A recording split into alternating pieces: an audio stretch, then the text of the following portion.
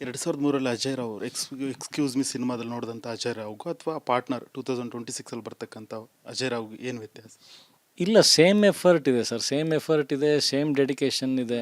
ಈ ಪ್ರಶ್ನೆ ಯಾಕೆ ಕೇಳ್ತಿದ್ದೀನಿ ಅಂತ ಹೇಳಿದ್ರೆ, ಕಳೆದ ವಾರ ಒಂದು ರೀಲ್ಸಲ್ಲಿ ವಿಡಿಯೋ ನೋಡ್ತಾ ಇದ್ದೆ. ಪಾರ್ಟ್ನರ್ ಸಿನಿಮಾದ ನಟಿ 1 ಗಂಟೆ ಆಗಿದೆ, ನಾವು ಇನ್ನು ಕೆಲಸ ಮಾಡ್ತಿದ್ದೀವಿ ಎನ್ನುವಂಥದ್ದನ್ನು ತೋರಿಸ್ಕೊಟ್ರು. ಅಂದರೆ ಡೆಡಿಕೇಶನ್ ಎಷ್ಟು ಇಂಪಾರ್ಟೆಂಟ್ ಅನ್ನುವಂಥದ್ದನ್ನು ಉಳಿದಂಥ ಅಂದರೆ ಯುವ ನಟರಿಗೆ ನೀವು ಮಾದರಿ ಆಗಿದ್ದೀರಾ ಎನ್ನುವಂಥದ್ದು. ಇಲ್ಲ, ನಾನು ಅದನ್ನೇ ಹೇಳ್ತಿದ್ದೀನಿಲ್ಲ, ಏನು ಚೇಂಜಸ್ ಆಗಿಲ್ಲ, ಡೇ ಒನ್ನಿಂದನೂ ಅದೇ ಇದೆ. It's just the team.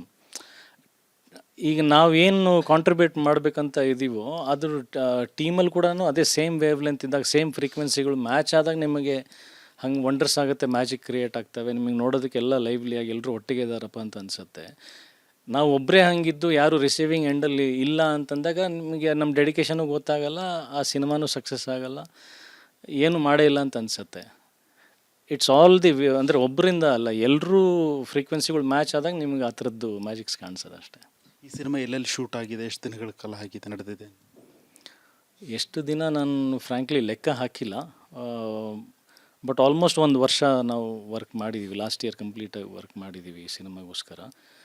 Number of days frankly ನನ್ನ ಪ್ರೊಡಕ್ಷನಲ್ಲಿ ಲೆಕ್ಕ ಹಾಕಿಲ್ಲ. ನನ್ನ ಪ್ರೊಡಕ್ಷನಲ್ಲಿ ಲೆಕ್ಕ ಹಾಕಿಲ್ಲ ಅಂದರೆ ಇನ್ನೊಬ್ಬರು ಪ್ರೊಡಕ್ಷನಲ್ಲಿ ಚಾನ್ಸ್ ಇಲ್ಲ. ಜಸ್ಟ್ ಔಟ್ಪುಟ್ ಚೆನ್ನಾಗಿ ಬರಬೇಕಿತ್ತು, ಮಾಡ್ತಾಯಿದ್ವಿ, ಕೂತ್ಕೊಂಡು ಎಲ್ಲರೂ ಎಡಿಟಿಂಗಲ್ಲಿ ನೋಡ್ತಾ ಇದ್ವಿ, ಮ್ಯೂಚುವಲ್ ಡಿಸ್ಕಷನ್ಸ್ ಮಾಡ್ತಾಯಿದ್ವಿ, ಏನು ಚೆನ್ನಾಗಿದೆ ಏನು ಚೆನ್ನಾಗಿಲ್ಲ. ಅದಾದಮೇಲೆ ಮತ್ತೆ ಎವ್ರಿ ಶೆಡ್ಯೂಲ್ ಇದೇ ಥರನೇ ವರ್ಕ್ ಮಾಡಿದ್ದೀವಿ. So the whole cinema is transparent ಎಲ್ರಿಗೂ. ಸರ್, ಸಾಕಷ್ಟು ಸೂಪರ್ ಹಿಟ್ ಸಿನಿಮಾಗಳನ್ನು ಕೊಟ್ಟಿದ್ದೀರಾ. ಸೊ ಎಲ್ಲ ಸಿನಿಮಾಗೆ ಹೋಲಿಸಿದ್ರೆ ಪಾರ್ಟ್ನರ್ ನಿಮ್ಮ ಬದುಕಲ್ಲಿ ಎಷ್ಟು ವಿಶೇಷ? ಅಲ್ಲ, ಹೋಲಿಕೆ ಮಾಡೋಕ್ಕಾಗಲ್ಲ, ಇದರದೇ ಆದಂಥ ಒಂದು ಸಪ್ರೇಟ್ ಜಾಗ ಇರುತ್ತೆ. ಯಾವ ಸಿನಿಮಾಗೂ ಯಾವ ಸಿನಿಮಾ ಹೋಲಿಕೆ ಮಾಡೋಕ್ಕಾಗಲ್ಲ. ಅಂದರೆ ಈಗ 5 ಬೆರಳು ಒಂದೇ ಥರ ಇರಲ್ಲ, ಹಾಗೇನೆ ಸಿನಿಮಾಗಳನ್ನು ಅಷ್ಟೇ. ಎಲ್ಲರದ್ದು ಅದರದ್ದೇ ಆದಂಥ ಒಂದು ಸ್ಪೆಸಿಫಿಕೇಷನ್ ಇರುತ್ತೆ, ಅದರದ್ದೇ ಆದಂಥ ಒಂದು ಸ್ಥಾನ ಹೊಂದತ್ತೆ. ಅದು ಇದು ಮೇಲೆ ಇದು ಕೆಳಗೆ ಅಂತ ಹೇಳೋಕ್ಕಾಗಲ್ಲ. ಬಟ್ ಒಂದು ಒಳ್ಳೆ ಸಿನಿಮಾ ಮಾಡಿದ್ದೀವಿ. ನಾವು ಸ್ಟಾರ್ಟಿಂಗ್ ಕಥೆ ಕೇಳಿದಾಗ ಏನು ಅಂದ್ಕೊಂಡಿದ್ವೋ ಅದಕ್ಕಿಂತ ಚೆನ್ನಾಗಿ ಔಟ್ಪುಟ್ ಬಂದಿದೆ, ಅದಕ್ಕಿಂತ ಚೆನ್ನಾಗಿ ಸಿನಿಮಾ ಕಾಣಿಸ್ತಾ ಇದೆ. ನಾನು ಇಷ್ಟೇ ಪರ್ಫಾರ್ಮ್ ಮಾಡಬಲ್ಲೆ ಅಂತ ಅಂದ್ಕೊಂಡು ಇದಕ್ಕಿಂತನೂ ನಾನು ಚೆನ್ನಾಗಿ ಮಾಡಿದ್ದೀನಿ. ಪೇರ್ ಇಷ್ಟೇ ಚೆನ್ನಾಗಿ ಕಾಣಿಸುತ್ತೆ ಅಂತ ಅಂದ್ಕೊಂಡಿದ್ದು ಅದಕ್ಕಿಂತನೂ ಚೆನ್ನಾಗಿ ಕಾಣಿಸ್ತಾ ಇದೆ. ರೀ ರೆಕಾರ್ಡಿಂಗ್ ಬಿದ್ಮೇಲೆ ಇನ್ನೂ ಚೆನ್ನಾಗಿ ಕಾಣಿಸ್ತಾ ಇದೆ. ಸೊ ಅಪ್ಗ್ರೇಡ್ ಆಗಿದೆ, ಅಂದ್ಕೊಂಡಿದ್ದಕ್ಕಿಂತ ಚೆನ್ನಾಗಿ ಬಂದಿದೆ ಅನ್ನೋ ಸ್ಯಾಟಿಸ್ಫ್ಯಾಕ್ಷನ್, ಸಮಾಧಾನ ನಮಗೆ 100% ಇದೆ. 2003ರಲ್ಲಿ ಅಜಯ್ ರಾವ್ ಎಕ್ಸ್ಕ್ಯೂಸ್ ಮಿ ಸಿನಿಮಾದಲ್ಲಿ ನೋಡಿದಂಥ ಅಜಯ್ ರಾವ್ಗೂ ಅಥವಾ ಪಾರ್ಟ್ನರ್ 2026ಅಲ್ಲಿ ಬರ್ತಕ್ಕಂಥ ಅಜಯ್ ರಾವ್ಗೂ ಏನು ವ್ಯತ್ಯಾಸ? ಇಲ್ಲ, ಸೇಮ್ ಎಫರ್ಟ್ ಇದೆ ಸರ್, ಸೇಮ್ ಎಫರ್ಟ್ ಇದೆ, ಸೇಮ್ ಡೆಡಿಕೇಶನ್ ಇದೆ. ಈ ಪ್ರಶ್ನೆ ಯಾಕೆ ಕೇಳ್ತಿದ್ದೀನಿ ಅಂತ ಹೇಳಿದ್ರೆ, ಕಳೆದ ವಾರ ಒಂದು ರೀಲ್ಸಲ್ಲಿ ವಿಡಿಯೋ ನೋಡ್ತಾ ಇದ್ದೆ. ಪಾರ್ಟ್ನರ್ ಸಿನಿಮಾದ ನಟಿ 1 ಗಂಟೆ ಆಗಿದೆ, ನಾವು ಇನ್ನು ಕೆಲಸ ಮಾಡ್ತಿದ್ದೀವಿ ಎನ್ನುವಂಥದ್ದನ್ನು ತೋರಿಸ್ಕೊಟ್ರು. ಅಂದರೆ ಡೆಡಿಕೇಶನ್ ಎಷ್ಟು ಇಂಪಾರ್ಟೆಂಟ್ ಅನ್ನುವಂಥದ್ದನ್ನು ಉಳಿದಂಥ ಅಂದರೆ ಯುವ ನಟರಿಗೆ ನೀವು ಮಾದರಿ ಆಗಿದ್ದೀರಾ ಎನ್ನುವಂಥದ್ದು. ಇಲ್ಲ, ನಾನು ಅದನ್ನೇ ಹೇಳ್ತಿದ್ದೀನಿಲ್ಲ, ಏನು ಚೇಂಜಸ್ ಆಗಿಲ್ಲ, ಡೇ ಒನ್ನಿಂದನೂ ಅದೇ ಇದೆ. It's just the team. ಈಗ ನಾವೇನು ಕಾಂಟ್ರಿಬ್ಯೂಟ್ ಮಾಡಬೇಕಂತ ಇದ್ದೀವೋ ಅದ್ರ ಟೀಮಲ್ಲಿ ಕೂಡ ಅದೇ ಸೇಮ್ ವೇವ್ ಲೆಂತ್ ಇದ್ದಾಗ, ಸೇಮ್ ಫ್ರೀಕ್ವೆನ್ಸಿಗಳು ಮ್ಯಾಚ್ ಆದಾಗ ನಿಮಗೆ ಹಂಗೆ ವಂಡರ್ಸ್ ಆಗುತ್ತೆ, ಮ್ಯಾಜಿಕ್ ಕ್ರಿಯೇಟ್ ಆಗ್ತವೆ. ನಿಮಗೆ ನೋಡೋದಕ್ಕೆಲ್ಲ ಲೈವ್ಲಿಯಾಗಿ ಎಲ್ಲರೂ ಒಟ್ಟಿಗೆ ಇದ್ದಾರಪ್ಪ ಅಂತ ಅನಿಸುತ್ತೆ.